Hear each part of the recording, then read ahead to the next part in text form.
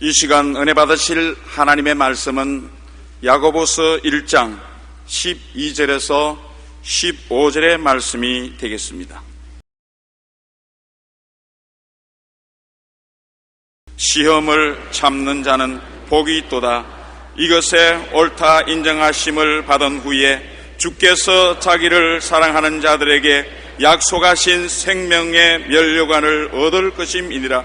사람이 시험을 받을 때에 내가 하나님께 시험을 받는다 하지 말지니 하나님은 악에게 시험을 받지도 아니하시고 친히 아무도 시험하지 아니하시느니라. 오직 각 사람이 시험을 받는 것은 자기 욕심에 끌려 미혹됨이니 욕심이 잉태한 적 죄를 낳고 죄가 장성한 적 사망을 낳느니라. 아멘.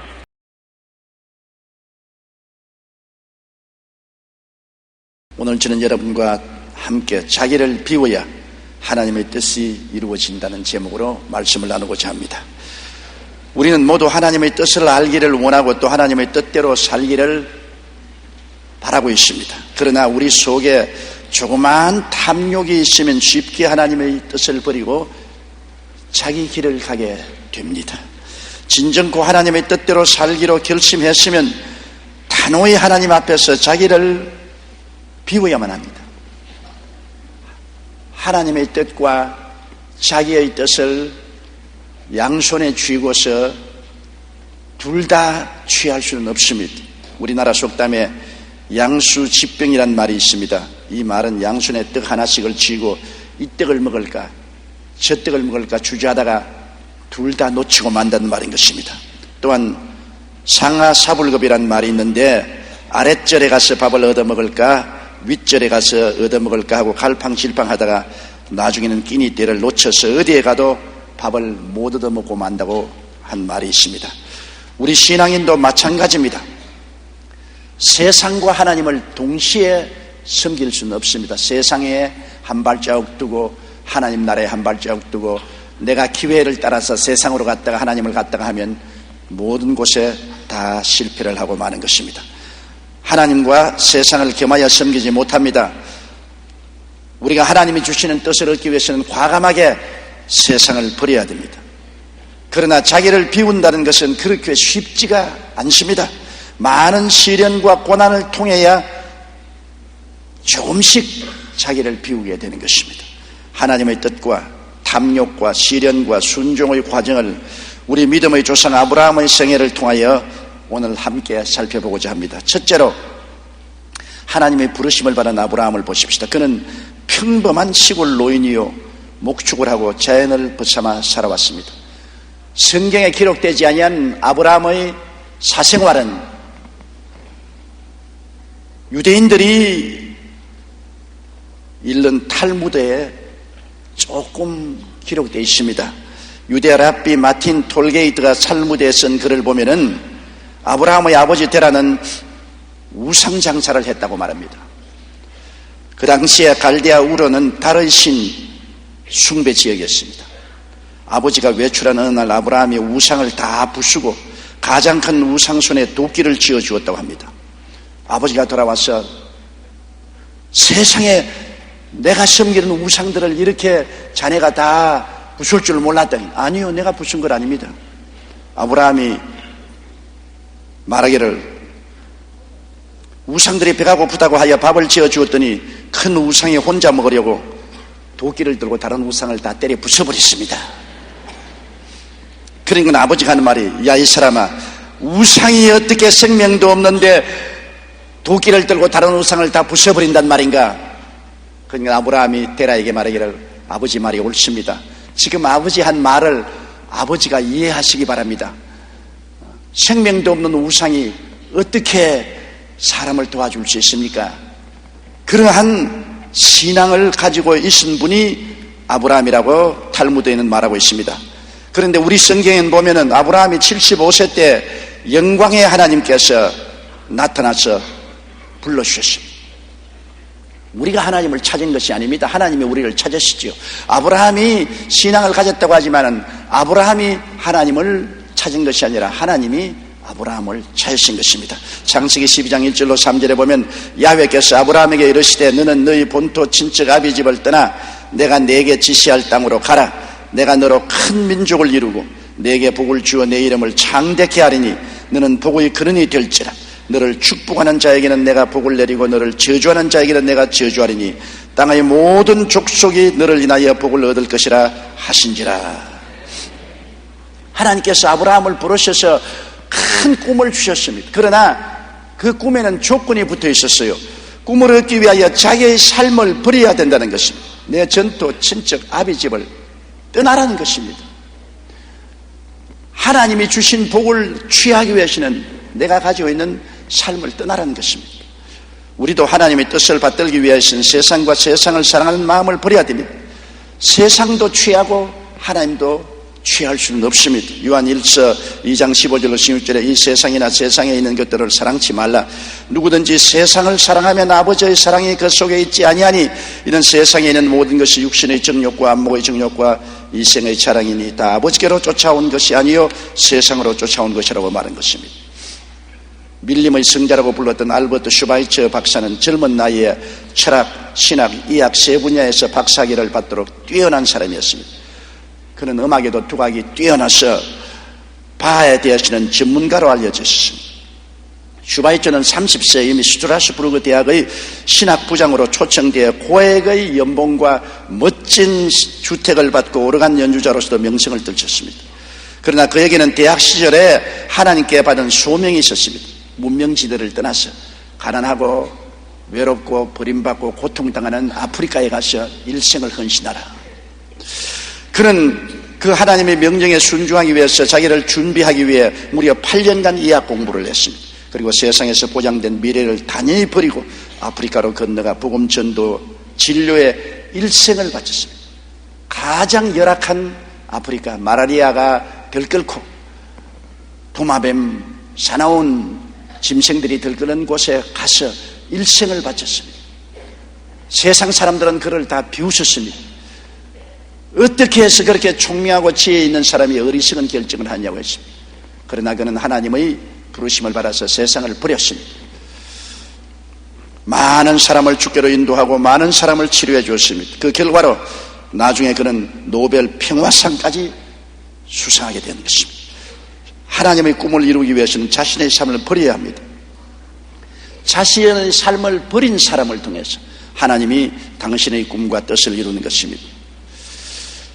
둘째로 우리가 볼 것은 아브라함이 하나님을 순종해서 나가되 자기를 비우지 않고 그대로 순종해서 나갔다는 것입니다. 자기를 비우지 않은 순종, 이것은 큰 시련을 이미 기약하고 있습니다. 그는 전토 친척 아비 집을 떠나라고 했는데 전부 술에 전토를 싣고 종들을 데리고 아비 집인 조카를 데리고 갔습니다. 아브라함은 외면적으로는 고향 산천을 떠난 것 같지만 내면적으로는 고향 산천을 모두 다 데리고 갔습니다. 자기가 고향 산천에 있던 종들 다 데리고 아비 집을 떠나라 했는데 조카를 데리고 그리고 재산을 다 청산해서 수레에 싣고 대행렬을 지으면서 떠났습니다. 아마 하나님이 보좌에 앉아서 내려다보고 탄식을 했을 것입니다. 자기 아내 사례의 손만 잡고 떠나라고 그랬는데 저게 뭐냐?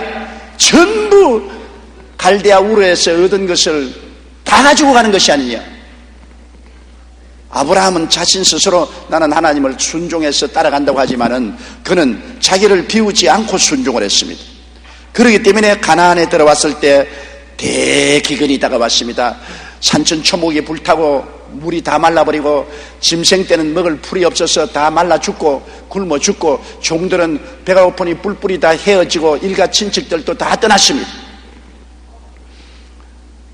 달고온 세상을 비우게 하려고 하나님이 대기근을 보내신 것입니다. 창세기 12장 10절에 보면 그 땅에 기근이 있으므로 아브라함이 애굽에 우거하려 하여 그리로 내려갔으니 이는 그 땅에 기근이 심했다고 말했습니다. 기근이 심하니까 따라온 종들도 일가 친척도 다 떠나가 버리고 짐승들은 다 굶어 죽어버리고 아브라함과 아내 사레와 조카 롯만 남았습니다. 우리가 종종 말합니다. 하나님 왜 내게 이런 시련이 다가옵니까? 하나님 뜻대로 살려고 하는데 왜 이 고난이 다가옵니까? 그것은 하나님의 뜻대로 살려고 실행한 것은 가상스러운 일이지만은 세상을 다 걸머쥐고 하나님의 뜻을 쫓으려고 하기 때문에 그런 것입니다. 하나님은 등에 걸머진 세상 짐을 풀어놓아라. 그러기 위해서 시험과 환난을 보내는 것입니다. 저는 시골에서 자랐기 때문에 요사이 도시에서 자란 어린이들이 체험하지 못한 많은 체험을 합니다. 시골의 어른들이 늘 하는 이야기를 들으니까 시골에 불이 나서 마구간에 불이 활활 타면 소를 끄집어내야 되지 않겠습니까? 불이 확 타서 온 천지가 환할 때 뛰어들어가서 소를 끌어서 아무리 잡아당겨도 소는 안 나옵니다. 뒷걸음질 칩니다. 천하장사도 불이 난 마구간에 소를 끌어내지 못합니다. 어떻게 하면 소를 끌어냅니까? 제일 먼저 해야 될 것은 소 여물통을 뒤엎어버려야 되는 것입니다. 소 여물통을 뒤엎어버리면 소가 순순히 따라 나옵니다. 왜? 여물통이 뒤엎어지는 걸 보니까 내가 있을 곳이 아니로구나. 이것은 내가 떠나야겠다. 그러므로 소 마구간에 불이 나면은 무조건 하고 소를 끌어내려고 하지 말고 여물통부터 먼저 뒤엎어라. 그것이 시골 사람들이 늘 하던 이야기인 것입니다. 우리 사람도 한 가지입니다. 우리가 하나님의 뜻을 순종하지 못하면 하나님이 우리 여물통을 뒤엎어버린 것입니다. 무엇을 먹을까, 무엇을 입을까, 무엇을 마실까 염려 근심하는 우리의 삶의 근원을 하나님 뒤엎어버립니다. 우리 사람들도 여물통이 뒤엎어지면 따라 나옵니다. 내가 먹고 마시고 발붙일 곳이 있으면 끝까지 버팁니다. 그러나 하나님은 고난이라는 과정을 통해서 밥통을 엎으시면 그저야 천부 여지 없어 손들고 온다고 따라 나오는 것입니다. 그 하나님께서 아브라함을 순종시키려고 큰 재난을 보내셨습니다. 기근이 다가와서 모든 것을 다 잃어버리니까 그쯤 되면 아브라함이 손들고 나올 것 같은데 아브라함은 조카 롯이라는 혈육의 애착, 즉 그 탐욕을 놓치지 못했습니다. 그는 동생 하란의 아들인 조카 롯, 그 어머니 아버지가 세상을 뜨고 그가 친자식처럼 키우는데 자기는 자식이 없지 않습니까? 그 롯이 자기와 같이 따라 나왔는데 고향으로 돌려보내지 못했습니다. 하나님은 아비 집을 떠나라고 했는데 아비 집을 품에 끼고 있습니다. 결국 애굽에 내려간 것도 롯 때문에 내려간 것입니다. 롯이 밥 달라고 통곡을 하고 우니까 아브라함이 도저히 마음이 안타까워서 견딜 수가 없습니다. 그래서 롯의 애착 때문에 그는 하나님의 뜻을 버리고 자기 길로 간 것입니다. 무엇이든지 하나님의 뜻을 거스리는 것은 탐욕이요 우상인 것입니다. 그는 롯이 탐욕이 되었고 롯이 우상이 된 것입니다. 시편 119편 36절에 내 마음을 주의 증거로 향하게 하시고 탐욕으로 향치 말게 하소서, 그런 기도가 있습니다. 골로새 3장 5절에도 그러므로 땅에 있는 지체를 죽이라, 곧 음란과 부정과 사욕과 악한 정욕과 탐심이니, 탐심은 우상 숭배를 했습니다. 롯에게는 자기 조카가 우상이 되었습니다. 탐욕이 되었습니다. 그래서 조카가 배고프다고 우니까 그를 끼워서 하나님의 뜻을 저버리고 애굽으로 내려갔습니다. 하나님이 가나안 땅에 가라고 했지 애굽으로 가라는 말은 안 했었습니다. 기근이 다가왔더라도 그 자리에서 회개하고 통곡하고 하나님을 믿고 기다리면 하나님이 돌봐주실 것입니다. 하나님의 뜻을 저버리니까 이젠 자기의 수단과 방법으로 살아가야 되는 것입니다. 여러분, 하나님의 뜻인가 나의 뜻인가를 구별하는 것은 나를 비워버리면 쉽게 알 수 있지만 내가 애착을 가지고 있으면 결국엔 하나님의 뜻을 저버리고 내 애착을 따라가게 되는 것입니다. 어떤 할머니 한 분이 여행을 하다가 숲을 지나게 되었는데 숲에 길이 2개나 있었는데 할머니는 어디로 갈지 몰라서 하나님께 기도를 했습니다. 하나님께서 저희 길을 인도해 주시려 믿습니다. 제가 지팡이를 중앙에 놓고 쓰러뜨릴 때 지팡이가 왼쪽으로 쓰러지면 왼쪽으로 가겠고 오른쪽으로 쓰러지면 오른쪽으로 가겠습니다. 그렇게 기도를 하고 할머니 속으로는 왼쪽으로 가겠다고 이미 결정을 했어요. 그래서 지팡이를 탁 들으니까 지팡이가 오른쪽으로 탁 넘어지거든. 이거 하나님 실수하셨습니다. 다시 한번 하겠습니다. 또 지팡이를 씌워놓고 탁 하니까 또 오른쪽으로 탁 넘어지거든. 그러니까 이것은 우연히 오른쪽으로 쓰러진 것입니다. 아버지 뜻이 나타나 주시옵소서. 세 번째 또에서 탁 쓰러지니까 왼쪽으로 탁 쓰러지니까, 그러면 그렇지, 하나님의 뜻이 왼쪽으로 가라는 것이지. 자기 탐욕이 이루어질 때까지 계속 지팡이를 넘어뜨리는 것입니다. 그래서 왼쪽으로 좋다고 따라가는데 길이 넓고 좋아서 득이 한 줄 알고 갔으나 얼마 있지 아니하여 길이 끊어지고 늪이 앞에 섰습니다. 도저히 건너갈 수 없어요. 그는 실망하고 다시 되돌아올 수밖에 없었다는 그러한 이야기를 읽어본 적이 있습니다. 우리의 마음에 이미 뜻을 정해놓고 난 다음에 하나님 뜻을 보여주시옵소서. 헛된 일인 것입니다. 아브라함은 이미 마음의 뜻을 정했습니다. 조카를 살리기 위해서 애굽으로 내려가겠다고 정했기 때문에 그는 하나님의 뜻을 저버릴 수밖에 없었습니다. 셋째로 자기 길로 가는 아브라함을 우리가 보십시다. 조카 때문에 애굽으로 갑니다. 하나님의 뜻에 거역함으로 그는 믿음도 잃어버렸습니다. 왜? 하나님의 뜻을 알고도 등 돌렸으니 이제 하나님을 믿을 수가 없습니다. 하나님과의 관계가 끊어졌습니다. 그렇기 때문에 기도도 안 했습니다. 아브라함은 그냥 조카 롯 데리고 자기 아내 사례 데리고 떠나가는 것입니다. 그러니까 하나님을 믿을 수 없으니까 이제는 자기의 수단과 방법으로 살아야죠. 우리가 하나님과 좋은 관계 속에 있으면 하나님을 믿고 의지하고 기적을 기대할 수 있지 않습니까?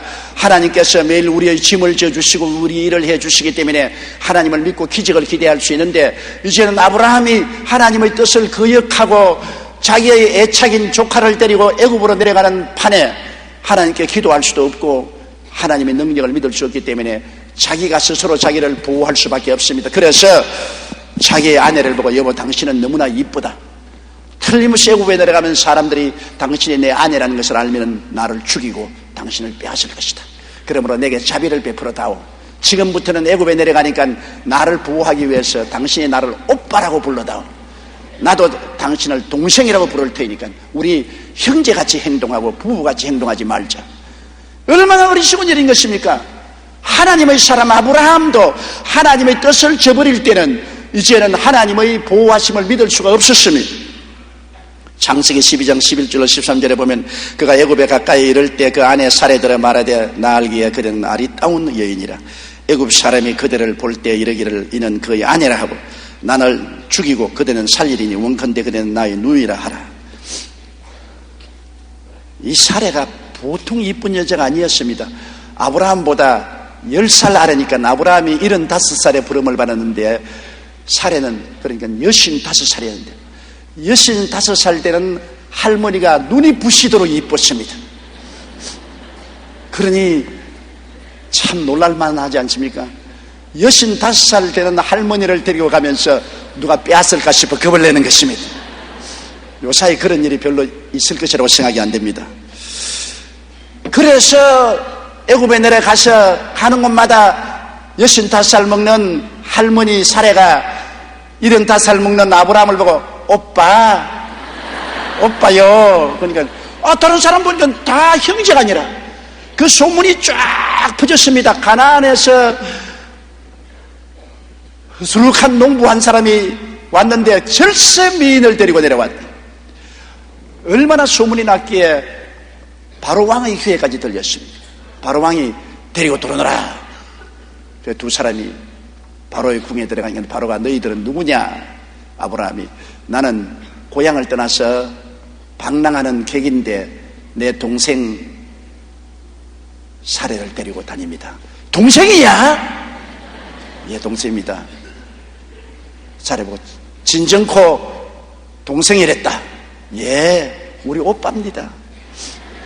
그러면 좋다. 나하고 결혼하자. 이렇게 절세미인을 내가 본 적이 없으니 웬 일이냐. 그래서 사례를 받아들여 성대하게 의식을 집행하고 바로가 아내로 맞이하고 마는 것입니다. 세상에 조카 롯 하나 때문에 하나님 뜻을 거역하고 부부로 나와서 자기를 보호하려고 하다가 아내를 바로에게 시집 보내고 말았습니다. 심정이 어떻겠습니까? 아내를 시집을 보내고 그 다음에는 바로가 처남 이리 오너라. 처남 참 고맙다. 그러고 난 다음에 바로가 아브라함에게 소도 주고 말도 주고 짐승도 주고 금과 은을 잔뜩 주었으니 마누라 시집 보내고 부자 됐다고. 부자가 되는 법도 희한한 법이 다 있어요. 그러나 그것이 아브라함에 대해서는 일생에 씻을 수 없는 치욕입니다. 그런 치욕이 어디 있습니까? 창세기 12장 19절에 내가 어찌 그를 누이라 하여 나로 그를 취하여 아내를 삼게 하느냐, 내 아내가 여기 있으니 이제 데려가라. 이것은 바로가 사례를 취하여 아내를 삼고 난 다음 대재앙이 내려왔습니다. 온 집안에 재앙과 환란이 덮쳤습니다. 마치 쓰나미가 오듯이, 큰 해일이 오듯이 온 가정에 큰 풍파가 다가오니 조사를 해보니까 이 사례가 들어온 죄부터 그렇게 되었다. 그 사례는 누구냐? 아브라함의 아내다. 그래서 왕이 아브라함 불러서 네가 왜 어째 내게 이런 일을 했느냐? 네 아내가 여기 있으니 데리고 가거라. 그 대가로 금은 보화와 짐승들을 가져가라. 그래서 아브라함이 큰 수치와 문족을 당하고도 하나님의 긍휼을 받아서 애굽에서 나오는데, 여러분 혈육에 대한 정이 그렇게도 근질긴 것을 본 적이 있습니까? 아브라함은 그런 모욕을 당하고 다시 남아서 가나안 땅으로 돌아올 때도 롯을 끼고 들어왔습니다. 창세기 13장 1절 2절에 아브라함이 애굽에서 나올새 그와 그 아내와 모든 소유며 롯도 함께하여 남방으로 올라가니 아브라함에게 육축과 은금이 풍부하였더라. 아브라함이 아내 덕분으로 큰 부자가 되어 나왔지만은, 그러나 혈육에 대한 정을 버리지 못합니다. 롯도 데리고 함께 남았습니다. 그 자리에서 그만 롯을 보고 너는 고향 땅으로 가라. 나는 더 이상 너를 데리고 갈 수 없다. 하나님 뜻을 거역했다가 내가 얼마나 수치를 당했는가. 이제는 헤어지자. 그래야 될 것인데 나오면서 오냐 같이 가자. 죽어도 같이 갈고 살아도 같이 살자.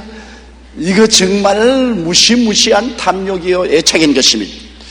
넷째로 우리가 여기 보면 탐욕을 버리지 않으면 시련도 떠나지 않은, 아브라함의 생애 속에 시련이 떠나지 않은 것은 탐욕 하나 때문에, 그 조카를 버리지 못하는 그 탐욕 하나 때문에 하나님의 뜻을 거역함으로 시련이 끝나지 않았습니다. 가나안에 들어와서 조카 롯과 이제는 대판 싸우게 되었습니다. 왜냐하면 조카 롯도 이제는 일가를 이루고 많은 짐승이 있고 아브라함도 많은 짐승이 있는데 초목은 별로 많지 아니하고 물도 많지 않습니다. 서로 풀을 많이 차지하기 위해서, 물을 차지하기 위해서 아브라함의 목자들과 조카 롯의 목자들이 싸웠습니다. 어린아이 싸움이 어른 싸움 되지 않습니까? 그들이 서로 와서 아브라함의 종들은 아브라함에게 고발하고 롯의 종들은 롯에게 고발하니 결국 아브라함과 롯이 대단히 마음이 상했습니다. 서로 대결했습니다. 가나안에서 조카 롯과의 분쟁은 끝이지 않았습니다. 창세기 13장 5절 7절에 아브라함의 일행 롯도 양과 소와 장막이 있으므로 그 땅에 그들의 동거함을 용납지 아니하였으니 곧 그들의 소유가 많아서 동거할 수 없음이라. 그러므로 아브라함의 가축의 목자와 롯의 가축의 목자가 서로 다투고 또 가나안 사람과 브리스 사람도 그 땅에 거하였더라. 많은 이방 민족이 있는 앞에서 그들은 다투었습니다. 집안에 편하지 않습니다. 아브라함이 얼굴을 붉히고 롯도 얼굴을 붉혔습니다. 우리 대통령께서도 얼굴을 붉힐 만한 데는 붉히겠다고 그랬는데, 아브라함이 롯을 보면 얼굴이 붉혀서 네가 어떻게 이렇게 하냐, 내가 너를 데리고서 애굽까지 갔다가 이곳까지 왔는데 나를 일할 수 있냐. 롯은 롯대로 삼촌께서 어떻게 나를 이렇게 박대를 할 수 있습니까? 우리 아버지를 봐서라도 나를 도와줘야지 않겠습니까? 서로 얼굴을 붉혔습니다. C.S. 루이스라는 위대한 신앙인은 말하기를, 왜 고난이 있는가? 그것은 대부분의 사람들이 큰 일을 당하기 전까지는 하나님의 음성에 대해서 무관심하기 때문이다. 고난은 이런 인생을 향해서 하나님의 뜻을 전하는 확성기라고 말했습니다. 고난이 당하기 전에는 하나님의 음성에 귀를 기울이지 않고 자꾸 자기의 탐욕에 애착을 가지는 것입니다. 큰 고난이 다가오면 비로소 자기 탐욕을 저버리고 하나님의 음성에 귀를 기울이게 되는 것이니 고난은 하나님의 확성기라고 C.S. 루이스는 말했습니다. 그래서 아브라함은 깊이 생각했습니다. 내가 하나님의 뜻을 따라 나온다고 하면서도 가나안 땅에서 하나님 뜻을 따르지 아니하므로 큰 기근을 만나서 모든 종들과 모든 친척들이 다 떠나가고, 이 조카 때문에 내가 애굽으로 내려왔다가 마누라까지 잃어버리는 큰 치욕을 당했는데, 이제 가나안에 올라와서 조카를 끌고 안고 있으니 이 재앙이 무슨 재앙이냐. 모든 이방인들 보는 앞에서 조카와 삼촌이 논쟁을 부르고 하루가 지나기 전에 싸우고 또 싸우니 이 일을 어떻게 하겠는가. 그는 결국에 마지막 자기를 비웠습니다. 자기의 마음속에 조카에 대한 애착과 탐욕을 비워버리기로 작정을 했습니다. 창세기 13장 8절로 9절에 아브라함이 롯에게 이르되 우리는 한 골육이라 나나 너나 내 목자나 서로 다투게 말자.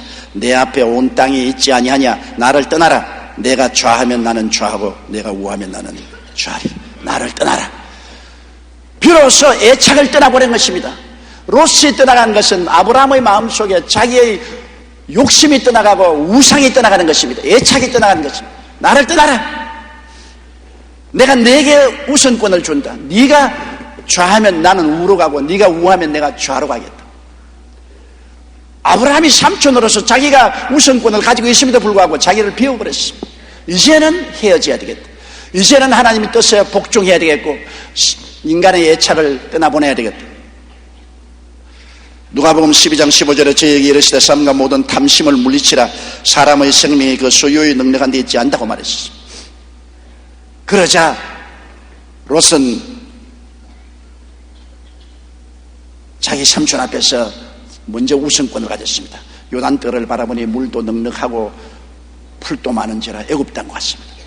삼촌 나는 요단뜰로 가겠습니다. 오냐 먼저 가라. 그리고 아브라함은 이제 조카를 떠나보내자 마음속에 모든 탐욕을 다 비워버렸습니다. 이제는 하나님의 뜻대로 내 전토 친척 아비 집을 떠나 내가 내게 지시할 땅으로 가라는 그 말이 이루어졌습니다. 조카 롯이 떠나고 난 다음에 비로소 하나님의 뜻이 나타났습니다. 하나님의 축복의 계시가 나타났습니다. 창세기 13장 14절로 17절에 보면 롯이 아브라함을 떠난 후에 야훼께서 아브라함에게 이르시되 너는 눈을 들어 너희는 곳에서 동서남북을 바라보라. 보이는 땅을 내가 너와 내 자손에게 주리니 영원히 이르리라. 내가 내 자손으로 땅의 티끌 같게 하리니 사람이 땅의 티끌을 능히 생길 수 있을진데 내 자손도 세리라. 너는 일어나 그 땅을 종과 횡으로 행하여 보라. 내가 그것을 내게 주리라. 보세요.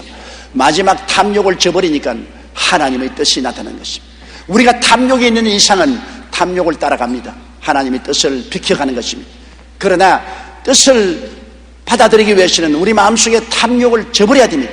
마지막 탐욕인 롯이 떠나가자 하나님께서 말씀합니다. 성경에 분명하게 롯이 아브라함을 떠난 후에 야훼께서 아브라함에게 말씀을 하셨습니다. 여러분, 그러므로 우리가 마음속에 하나님의 뜻을 거역하는 탐욕을 끼고 있는 이상은 하나님은 말씀하지 않습니다. 말씀 대신에 하나님은 시험과 환난과 풍파를 보내준 것입니다. 그래서 우리의 탐욕이 깨어지게 만들고 우리 자신이 스스로 비우게 만들어주는 것입니다. 외부에서 다가오는 시험과 환난의 압력이 가해지면 할 수 없어 두 손 들게 됩니다. 내 삶의 밥통이 넘어지고 내 삶의 고통이 다가오면 내가 스스로 탐욕을 벗어버리고 세상을 벗어버리고 하나님의 뜻을 추구하고 내 마음을 다하고 뜻을 다하고 정성을 다하고 목숨을 다하여 하나님의 뜻을 받아들이면 그때부터 하나님께서 축복의 말씀을 해 주시기 시작하는 것입니다. 하나님이 은혜와 능력과 영광을 허락해 주시는 것입니다. 다섯째로 그만하면 되겠는데 아브라함이 또 탈선했습니다. 사람이란 여러분 완전하지 못합니다. 이 세상에 완전한 사람은 하나도 없습니다. 아담과 하와의 자손치고 완전한 사람은 하나도 없습니다. 이제 됐는가 하면 또 넘어지고 넘어지는가 하면 또 돌아오고 그것이 인생인 것입니다. 아브라함이 조카와 떠나서 이제는 완전히 비운 줄 알았는데 아직까지 하나 비우지 못한 것이 있습니다. 그것은 자식에 대한 욕망입니다. 이제 나이는 먹어가고 후손이 없으니 그 마음속에 자식에 대한 욕망, 그것이 탐욕이 되고 우상이 되었습니다. 그가 나이 85세가 되었을 때 이제는 나이는 이렇게 먹었고 아내는 늙었고 자손을 놓을 수가 없는 어려움에 처했습니다. 창세기 15장 5절로 6절에 보면 그가 탄식해서 하나님께 부르짖으니까 그를 이끌고 밖으로 나가 가라사대 하늘을 우러러 무뼈를 셀 수 있나 보라. 또 그에게 이르시되 네 자손이 이와 같으리라. 아브라함이 야훼를 믿으니 야훼께서 이를 그의 의로 여기시느니라. 하나님이여 나에게 무엇을 주시겠습니까?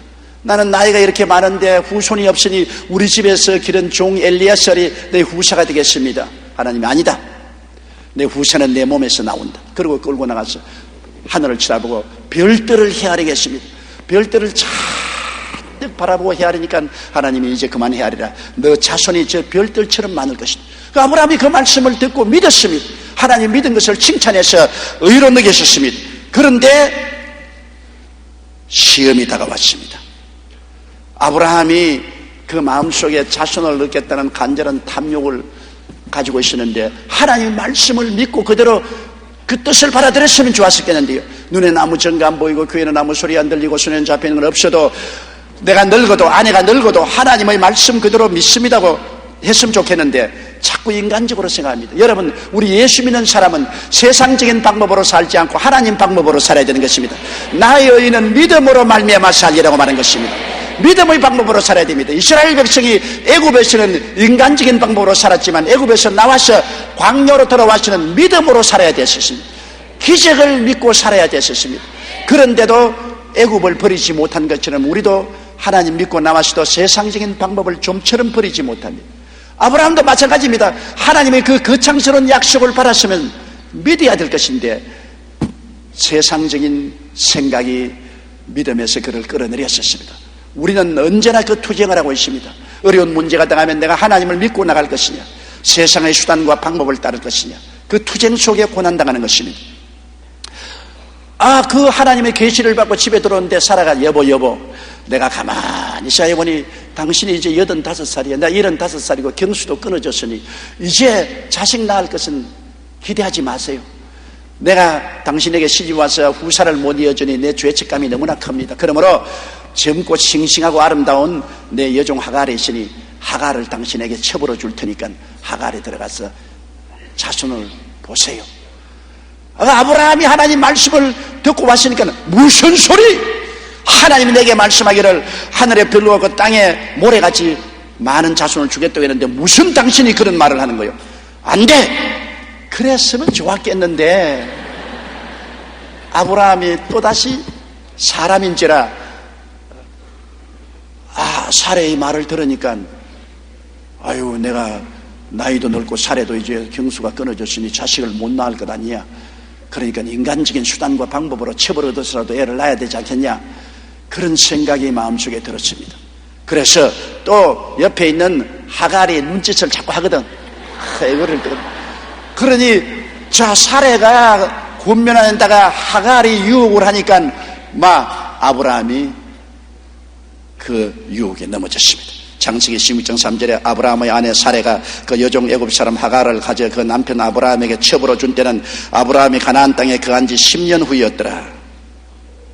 갈라디아서 5장 16절에 성령을 쫓아 행하라 그리하면 육체의 욕심을 이루지 아니하라 했는데 아브라함이 성령을 쫓아 행했으면 그 육신의 욕심을 행하지 않았을 것인데 하나님의 성령 제껴놓고 하나님이 주신 약속을 제껴놓고 또다시 인간의 욕심대로 행한 것입니다. 이것이 인간 아닙니까? 그래서 아브라함은 영원한 비극을 가져오게 된 것입니다. 하나님의 뜻을 어기면 비극이 있다가 와요. 왜냐하면 욕심이 잉태하면 죄를 낳고 죄는 하말티아라고 해서 빗나간다, 탈선한다는 말인 것입니다. 죄가 들어오면 인생 삶을 탈선을 하게 되고 탈선이 깊어지면 사망이 이른다고 말인 것입니다. 아브라함이 탈선했습니다. 그는 탐욕의 죄가 들어오며 탈선을 해서 젊은 하갈에게로 들어가서 그 다음 그 결과로 사망이 다가왔습니다. 야고보서 1장 14절 15절에 오직 각 사람이 시험을 받는 것은 자기 욕심에 끌려 미혹됨이니 욕심이 잉태한 즉 죄를 낳고 죄가 장성한 즉 사망을 낳는다 했는데 하갈이 곧장 젊은 여자니까 잉태했어요. 어린애기가 뱃속에서 꿈틀거리기 시작합니다. 만 목에 힘을 넣고 어깨를 쩍 벌리고 주인인 사례가 말해도 순종도 안 하고 자연자재하니 이 사례가 그냥 속이 터져 죽을 지경입니다. 그리고 사례 보는 앞에서 저녁이 되면 아브라함을 탁 끼고 낚아채가지고서 뒤를 돌아보고 픽 웃으면서 하갈의 방에 들어가고 하니 사례가 아예 눈이 휙 뒤집어졌습니다. 자기가 그렇게 하라고 했지만은 그러나 마지못을 그러는데 이럴 수가 있느냐. 그래서 남편을 만나서 날 죽여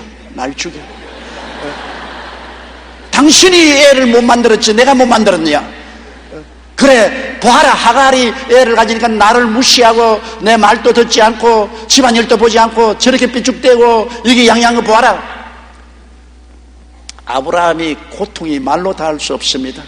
차라리 애가 없더라도 편안하게 살았으면 좋았을 건데 두 여자 사이에 끼었으니 얼마나 죽을 지경입니까? 한 여자 거느리기도 힘이 드는데 두 여자 사이에 끼었으니 고통이 말로 다 할 수 없죠. 굉장히 괴롭습니다. 그래서 가정의 분란이 극도에 달했습니다. 나중에는 사례가 하갈을 내어 쫓으니 하갈이 도망을 쳤다가 천사의 부름을 받고 다시 집으로 돌아오기도 했습니다. 그리고 더구나 나중에 하갈이 아들을 낳아 이스마엘을 품에 안았으니 그때부터 가정의 분란이 얼마나 심한지 아브라함에게는 평화가 다 사라지고 행복이 다 사라졌습니다. 가정에 풍랑만 있는 것이 아닙니다. 아브라함 때문에 오늘날 온 세계가 고통을 당하는 것입니다. 창세기 21장 5절에 보면 아브라함이 그 아들 이삭을 낳을 때가 100세였는데 100세에 이삭을 낳고 그 다음에는 아브라함은 할 수 없어서 사라의 강권에 못 이겨서 하갈과 이스마엘을 내어 쫓았습니다. 그들이 쫓겨나가면서 원한을 품고 나간 그 원한이 오늘날 아랍과 이스라엘의 대대손손이 전쟁을 일으키는 원인이 된 것입니다. 중동에서 잃어버린 평화는 바로 여기에서 나온 것입니다. 창세기 16장 12절에는 이미 예언되어 있습니다. 그가 사람 중에 들나귀같이 되리니 그 손이 모든 사람을 치겠고 모든 사람의 손이 그를 칠 것이라고 하나님께서는 하갈에게 말했습니다. 너 자손이 나가면 들나귀같이 뛰어놀 것이며 모든 사람이 너희 자손을 치고 너희 자손도 모든 사람과 전쟁할 것이라 했습니다. 그래서 중동의 이스라엘과 아랍 사이의 분쟁은 이전에도 끊이지 않았지만 2차 세계대전 이후에 너무나 격렬하게 싸움이 벌어졌습니다. 흔히 이를 중동전쟁이라고 부르는데 1948년에 1차 전쟁 중동전쟁 독립전쟁이 있었고 1959년 2차 중동전쟁 시나이 전쟁이 있었고 1967년 3차 전쟁 6.1 전쟁이 있었고 1973년 4차 중동전쟁 용키푸르 전쟁이 있었습니다. 4차례에 걸쳐 아랍과 이스라엘이 목숨을 걸고 싸워서 수많은 생명과 재산을 파괴하고도 이스라엘은 그 전쟁에 다 이겼습니다. 이 밖에도 걸프전, 이라크전이 있었고 지금도 이 지역은 세계의 화약고라고 불릴 만큼 정세가 불안합니다. 팔레스타인과 이스라엘에서는 아직도 테러와 총격전이 계속되고 있습니다. 2000년부터 2002년 사이에만 해도 양측의 충돌로 인해 희생된 사망자 수가 팔레스타인 1943명, 이스라엘은 637명 등 총 2629명이 테러로 죽었습니다. 또한 전쟁의 후유증으로 인해 팔레스타인 어린이의 중 60%가 정신질환을 앓고 있다고 말하고 있습니다. 아브라함 한 사람의 불순종이 이처럼 중동 지역을 평화의 사각지대로 만들어 놓은 것입니다. 여섯째로 마지막 아브라함은 자신을 완전히 비웠습니다. 100세에 난 이삭이 이제는 청소년에 대해 눈에 넣어도 아프지 않습니다. 아버지와 같이 먹고 자고 일하고 아버지의 수발을 해주니 아버지가 얼마나 이삭이 눈에 넣어도 아프지 않고 귀여운지 모릅니다. 그런데 하루 하나님께서 말했습니다. 창세기 22장 1절 1절에 그 일 후에 하나님이 아브라함을 시험하시려고 그를 부르시되 아브라함아 하시니 그가 가로되 내가 여기 있나이다. 야훼께서 가라사대 내 아들 내 사랑하는 독자 이삭을 데리고 모리아 땅으로 가서 내가 내게 지시한 산 거기서 그를 번제로 드리라. 어마어마한 하나님의 지시가 내렸습니다. 눈에 넣어도 안 아픈 내 자식 외독자를 모리아산에 데려가서 잡아서 각을 떠서 태워드리는 제사로 드리라. 인간으로서 감당할 수 없습니다. 왜? 하나님께서는 아브라함을 시험해서 정말 하나님의 뜻을 받아들이느냐 안 받아들이느냐 최후로 시험해 보시는 것입니다. 우리가 내 탐욕을 가지고 있으면 하나님은 끊임없이 내 탐욕을 깨뜨리고 나를 비우려고 하시는 것입니다. 아브라함은 제1차 시험에 실패했고 또 제2차 시험에 실패했습니다. 이제 제3차 시험을 당하는 것입니다. 이때 아브라함은 하나님 앞에서 자기를 비웠습니다. 자기의 외아들을 하나님 앞에 태워드리는 제사로 드리기로 작정을 했습니다. 그가 아들을 데리고 사흘 길을 걸어서 모리아산에 올라가서 장작 쌓아놓고 아들을 묶어서 장작더미 위에 얹어놓고 칼로서 그 목을 베려고 할 때 창세기 22장 12절에 사자가 가라되 그 아이에게 내 손을 대지 말라. 아무 일도 그에게 하지 말라. 내가 내 아들 내 독자라도 내게 아끼지 아니하였으니 내가 이제야 내가 하나님 경외하는 줄을 아노라. 이제야 비로소 내가 하나님 경외한 줄 알겠다. 왜? 너에게 가장 귀한 독자를 내놓았기 때문에 네가 너를 자신을 비웠고 하나님의 뜻을 가장 귀중하게 여긴 줄 이제야 알게 됐습니다. 하나님이 우리를 축복해 주실 때 자기를 비운 사람을 축복해 주시는 것입니다. 자기를 비우고 하나님의 뜻을 가장 중심에 받아들일 때 하나님이 축복합니다. 창세기 22장 15절 18절에 보면 야훼의 사자가 하늘에서부터 두 번째 아브라함을 불러 가라사대 야훼께서 이르시기를 내가 나를 가리켜 맹세하노니 내가 이같이 행하여 내 아들 내 독자를 아끼지 아니하였은즉 내가 내게 큰 복을 주고 내 씨로 크게 승하여 하늘의 별과 같고 바다의 모래 같게 하리니 내 씨가 그 대적의 문을 얻으리라. 또 내 씨로 말미암아 천하 만민이 복을 얻으리니 이는 내가 나의 말을 준행하였음이라 하시다라. 하나님께서 어마어마한 축복을 하나님 자신의 이름을 걸고 맹세하사 아브라함에게 허락해 주신 것입니다. 자기를 완전히 비워버린 이 긴 과정에 아브라함은 마지막으로 성공을 한 것입니다. 우리의 일생을 통하여 하나님께서는 계속해서 하나님의 뜻을 받아들이라고 요구하시는 것입니다. 그 때문에 우리에게 기근도 다가오고 환난도 다가오고 시련도 다가옵니다. 우리가 깨어져서 우리 자신을 벗어버리고 우리의 모든 탐욕을 저버리고 하나님 앞에 두 손 들고 나올 때 그때야 하나님은 우리의 기도를 응답하시고 우리를 채워주시는 것입니다. 미국의 영적 대각성운동을 일으켰던 조나단 에드워드는 어린 시절부터 매우 똑똑해서 12살에 예일대학에 입학하고 7살에 그 대학을 최우등으로 졸업했습니다. 그러자 많은 학교에서 그를 교수로 초빙하려고 여기저기서 초청을 했습니다. 그러나 조나단 에드워드는 하나님께 소명을 받고 일생을 바쳐 복음을 전도하기로 결심을 하고 그 모든 초청을 거부했습니다. 세상의 부귀영화를 다 비웠습니다. 하나님의 뜻을 위해서 일생을 하나님께 내어 맡겼습니다. 그래서 조나단 에드워드를 통해서 미국의 거대한 각성운동이 일어난 것은 역사적으로 우리가 잘 알고 있습니다. 이처럼 일생을 하나님께 헌신한 조나단 에드워드에게 하나님께서는 그 아브라함처럼 자손에게 복을 주었습니다. 한 기자가 그의 사후 150년 동안 그의 후손에 대해서 조사를 했더니 놀라운 결과가 나왔습니다. 150일 만에 그의 총 자손은 873명의 자손이었는데 그 중에 대학 총장이 12명, 교수가 65명, 의사가 60명, 목회자와 성직자가 100명, 군 장성이 75명, 저술가가 85명, 변호사가 100명, 판사가 30명, 국가 공무원이 80명, 국회의원이 5명, 미국 부통령이 1명, 그리고 260명의 열심히 있고 충성스러운 평신도가 있었습니다. 하나님께서는 자신을 비우고 하나님의 뜻을 행하는 자에게 시대를 초월해서 그 자신뿐 아니라 자손에게 대대로 복을 주시는 것입니다. 성경에는 하나님을 거역하는 자는 자손 4대에 화를 내리고 그 말씀을 순종하는 자에게는 자손 1000대의 복을 주겠다고 말한 것입니다. 우리는 주기도문을 암송할 때 별로 생각 없이 뜻이 하늘에서 이룬 같이 땅에서 이루어지이다 항상 외우잖아요. 입에 발린 소리 같이 그렇게 외웁니다. 그러나 그 기도 속에 엄청난 십자가가 놓여 있습니다. 하나님의 뜻을 이루기 위해서는 나의 삶 속에는 탐욕을 모두 십자가에 못 박아야 합니다. 즉 나를 비워야 합니다. 뜻이 하늘에서 이룬 같이 땅에서 이루어지이다. 땅에 못 이루게 하는 것이 내 탐욕이기 때문에 하나님의 뜻이 내 문 밖에 서서 쫓겨나갑니다. 하나님의 뜻이 이루어지기 위해서는 내가 십자가에 못 박여 내가 죽어야 됩니다. 예수님은 하나님의 뜻을 이루기 위하여 자신을 비우고 안나스와 가야바의 뜰에서 모욕을 당하시고 빌라도의 뜰에서 처참하게 매맞으시고 십자가에 처형당해도 굽히지 않았었습니다. 그러시기 때문에 하나님의 뜻대로 인류 구원의 대속과 부활의 영광을 받으시고 천천세세 우리의 주가 되시고 만왕의 왕이 되신 것입니다. 여러분, 오늘날 또 하나님은 여러분에게 그 창스러운 뜻을 가지고 계십니다. 이 땅에 사는 동안에 영혼이 잘되고 범사에 잘되며 강건하고 생명을 얻되 넘치게 얻게 하기를 원하시고 여러분을 건지시고 높이시고 도와주시기를 원하시는 것입니다. 그러나 먼저 그 나라와 그 일을 구하라. 하늘나라와 그 일을 먼저 구하고 따라가기 위해서는 내 마음속에 탐욕을 비워야 되는 것입니다. 스스로도 비워야 되고 억지로 비워야 됩니다. 하나님이 우리의 마음속에 탐욕을 비우지 않으면 끝없이 하나님의 압력이 다가오는 것입니다. 환경을 통하여, 사람을 통하여 고통과 시련과 환란이 끝이지 않습니다.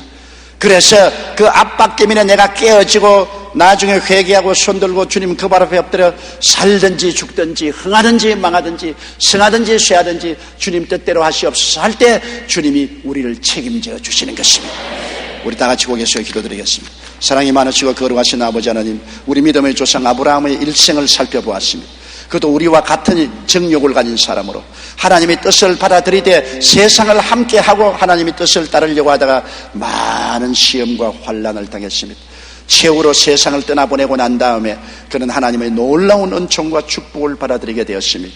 우리 아버지여, 새해에는 우리가 하나님 그 발 앞에 엎드려 깨어지고 우리 옛사람을 십자가에 못 박아버리고 진실로 주의 뜻을 받아들여 주님과 함께 동행하는 우리들이 되게 도와주옵소서. 예수님 이름으로 기도드리옵나이다. 아멘.